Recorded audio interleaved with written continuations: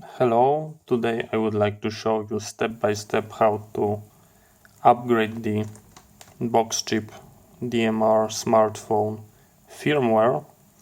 First of all, you have to contact the Boxchip support and ask for new firmware. They are going to send you a link that will allow you to download this file, which is a compress.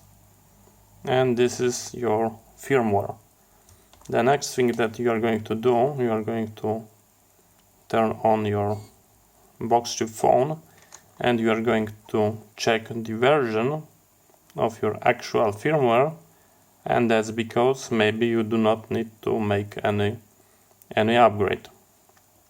Second, you are going to download the SP Flash tool, and this is the website that you can get this.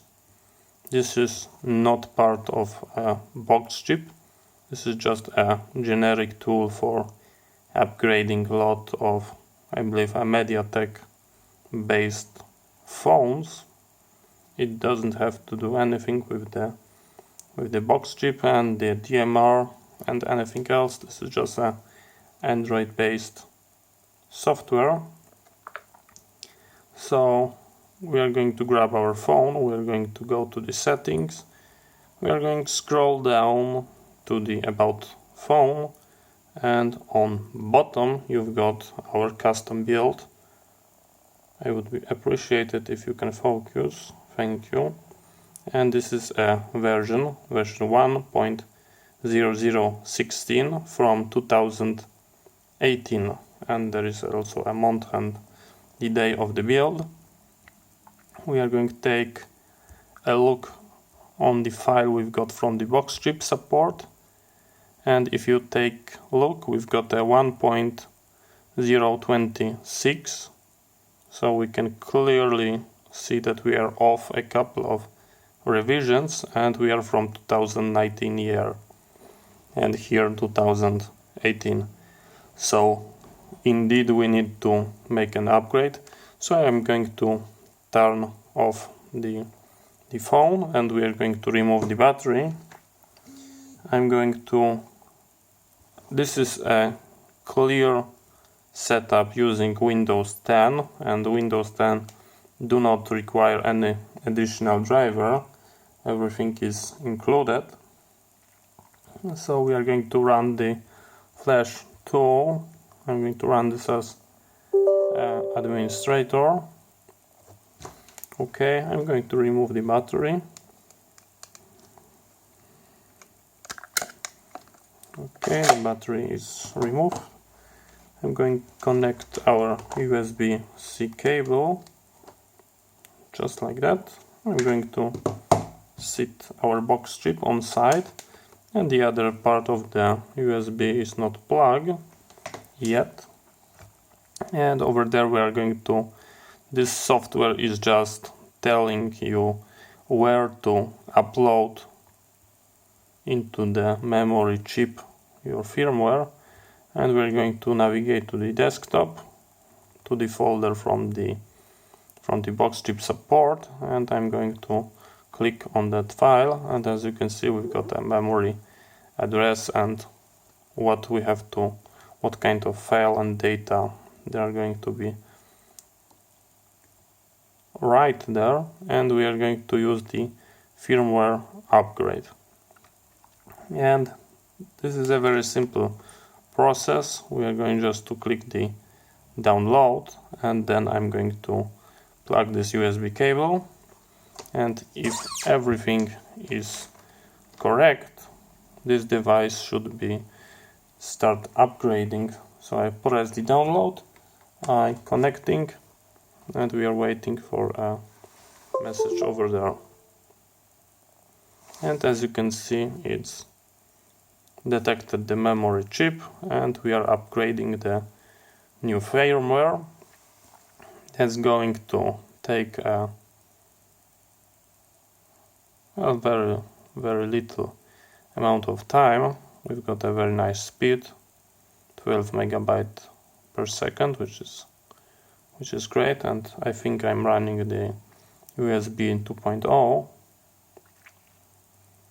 So yes, I'm not going to waste your time. We're going to wait for a very nice check mark in the green color, and by any means do not unplug your phone right now.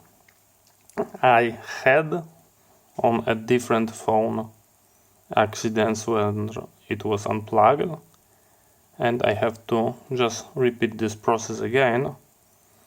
I have one time select the format all, and I delete my email data, and I have to recover that from the box, and I have to put my email numbers to the firmware. So I would advise you to be very careful and do not play until it will be finished. But as you can see, it's almost done. We are very quickly, so I recommend you using the Windows 10 OS, because no drivers, just this 2 file, and you will be ready to go. Question is why they do not publicly share this firmware, because it's not any secret. They send me that just like that when I ask in less than 1 day. Maybe that's because this is a dangerous procedure. Maybe they are just afraid that someone might break their phone, and they just try to run this without a good reason, just like you would install a software update. And we've got a very nice check mark, and at that point, so maybe they make a good point to not share this only if someone asks, because if you ask for a new firmware, you are clearly skilled enough to know what you are doing. And I believe the first run might be a little slow. We've got a very nice logo. Okay, I can close that down. We are not going to need computer anymore. So as you can see, it was a very easy, very nice, and I would like to actually wait with you until the Android boot up, because I would like to compare the build version across the name of that file, and we will have a very nice indication that we've done everything 100% correctly. So stay with me that little moment, or maybe I will cut this video. Do not waste your time. This is definitely a good option, or I can just put a link to skip, because waiting for Android to unpack, it's just a stupid idea. Here you can take a look at the Boxchip. If you would be interested, we've got ports for the docking station, where we can charge the battery. We've got our belt clip. Will it working? Yes, it's still working. We've got a covered side connector. I've got this attached to the camera. I believe that is a default option. I don't think you can change. Maybe you can. Got a volume up and volume down. We've got a channel selector switch, which you can push down to get a power.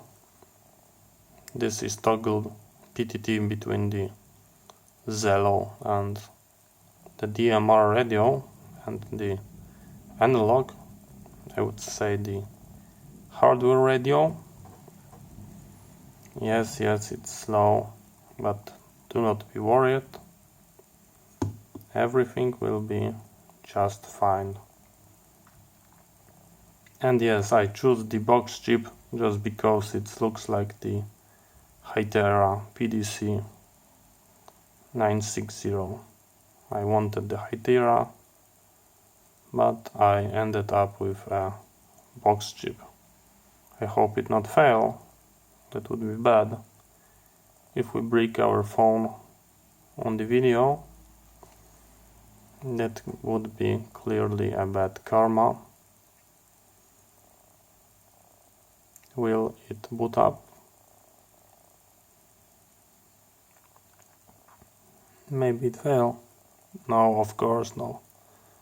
Everything is working and we've got a... Okay, so let me adjust the brightness and let's compare the Android version about phone and from 2009. Yes, I would like to use this. 26, exactly what we've got. So this is how you are going to upgrade your Boxchip firmware.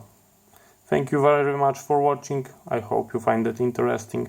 See you next time and bye bye.